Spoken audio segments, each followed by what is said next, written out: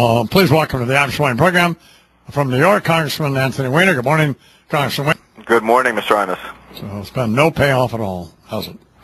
So it's the beginning of November. We're going to hear 3 weeks of bits about you having Thanksgiving at Charles's house now?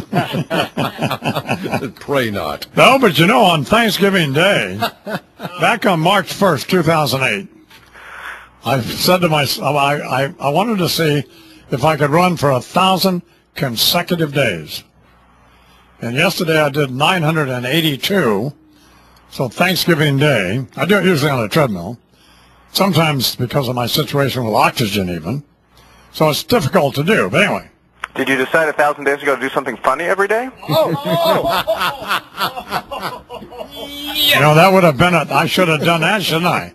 Rather than boring you to death with this stupid 1,000 day story. Thank you for putting a stop to that. Reining him in. Yes, God. So, what's the big spin you're putting on everything this morning? Well, I think that, the Republicans did well. They were rewarded for being no on things for 2 years. And look, voting no is always the easier vote, and they proved that politically it's easier to explain a no vote on health care and no vote on bailing out the economy and stabilizing the financial sector. But I think that now that they're governing, guys like Eric Cantor are going to have a tough time explaining what they're for.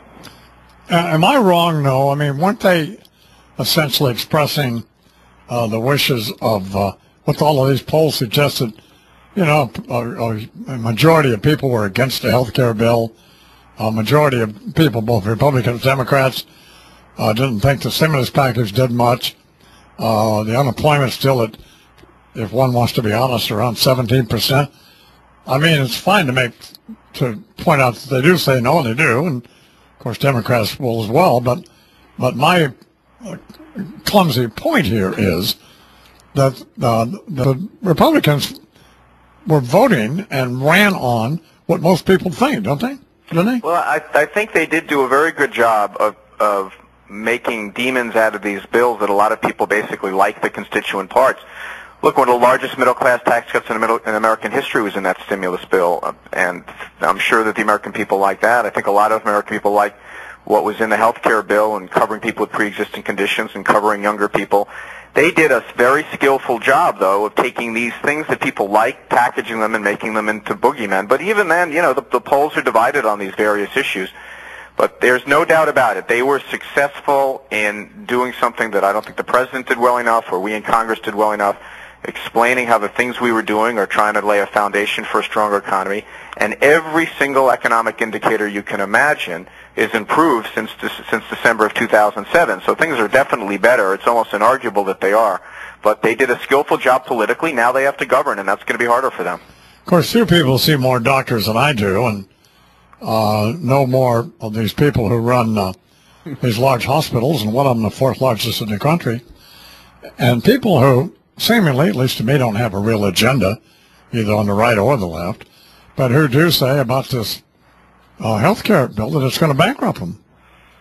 Well, first of all, that's not the case that either it's going to bankrupt them or a lot of doctors feel that way. You got to realize that in New York City, we have a giant... You suggesting I'm lying?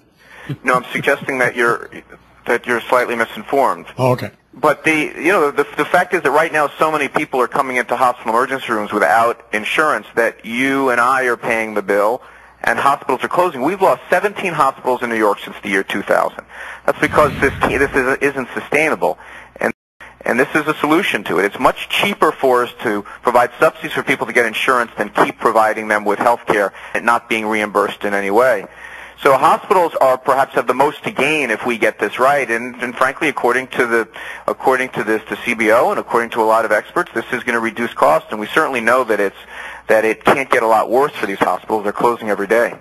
Well, what would be the interest of somebody running the fourth largest hospital in the country, Hackensack, Bob Garrett, telling me that the health care bill, as it's constructed now, has the potential to be ruinous to them? I mean, he has no agenda. Well, I can see all kinds of reasons why he might want to quickly end a conversation with you, but I'm not saying that there's a particular. I mean, he could also be wrong, and he could also not understand that a lot of the things that have been said and written about the health care bill are wrong. So you're saying the guy who runs Hackensack's a moron? Well, the primary thing that he has to understand is that he has a lot of people coming into his doors that are not insured that are going to have insurance after this bill is fully implemented. So that means a lot more people are going to be able to pay their bills. I don't see how that's bad for a hospital. Well, we'll see. So, but majority of the American people don't like it, and all of the people I talk to thinks that it's not workable. So, but it's good to see that you're passionate about it, though delusional. So, but that's good. Congressman Anthony Weiner, we'd like to be the next mayor of New York. You ever going to do that again? I'm thinking about it. It's the only job better than the one I have. I'd vote for you in a heartbeat, even though you're a Democrat and you're wrong about everything. Well, I would absolutely. I wouldn't give you any money because I don't give money to politicians. Not because I'm precluded from doing so. I'm just not giving any money to politicians. It's 18 till the hour. Do you guys want Nancy Pelosi back as the House Democratic leader? I think she deserves the chance to do it. I mean, she was the one that led us from being in a big minority to eventually taking over the House. And a lot of the things that she did and helped us cast were not like just she popped up one day and said, I want to do this. It was the president's agenda and the agenda of the Democratic Party. So I think it's certainly fair that she gets an opportunity to head up the ship in the minority also. Yeah, of course, that's not what I asked you. I asked you if you wanted her. I like Nancy Pelosi, and I want her to be happy. Yeah, you're unbelievable. It's the best answer I've ever heard from somebody who's a congressperson. You want her to be happy? Well, aren't we Mother Teresa this morning, huh? It's you're unbelievable. So even Frank Rich, your guy over there at the Times and mine, criticizing the president's trip to Indonesia for being just for the perception of this lavishness is not what Michelle, whatever her name is, up there in Minnesota, claimed it was $200 million that they was costing taxpayers. It was slightly off, but it is a little ostentatious, isn't it?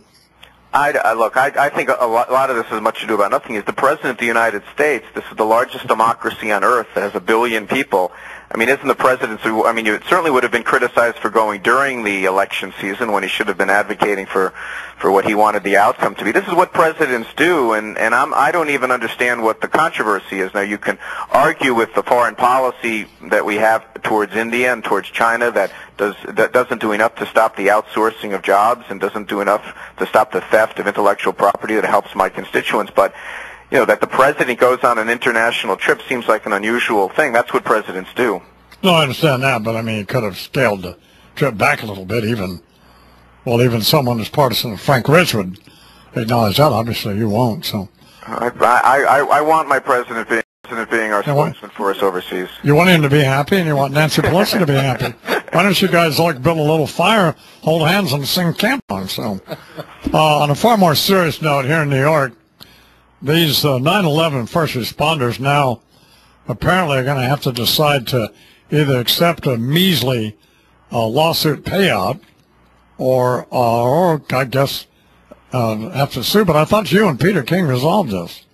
Well, this is a slightly different issue. You know, the bill that Mr. King and I are working on is trying to provide health care for these workers, many of them who don't have coverage. This has nothing to do with the settlement of the suit.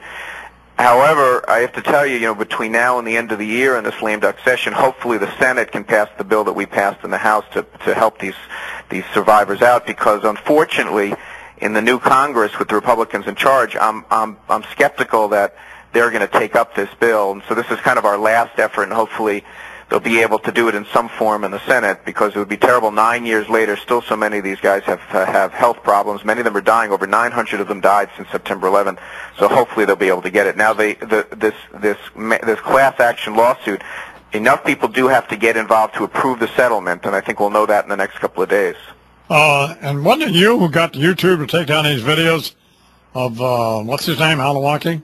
Alawaki, yeah. I mean, look, this guy's an American-born guy who has been very successful. The Fort Hood shooter, the Times Square bomber, the Christmas Day bomber, all of these guys either had contact with this guy or watched his sermons, and YouTube is how he gets his message out. He just released another one yesterday. They've started to take them down, haven't done enough. I mean, The fact is that they take down any videos where someone's showing you how to make a bomb, but this guy's doing just as bad because he's persuading these terrorists to go out and do their deeds. And hopefully YouTube and Google will take them all down. It's the right thing for them to do.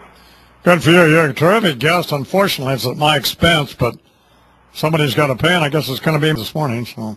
Well, it's always fun to come on. Thank you very much. Congressman Anthony Weiner.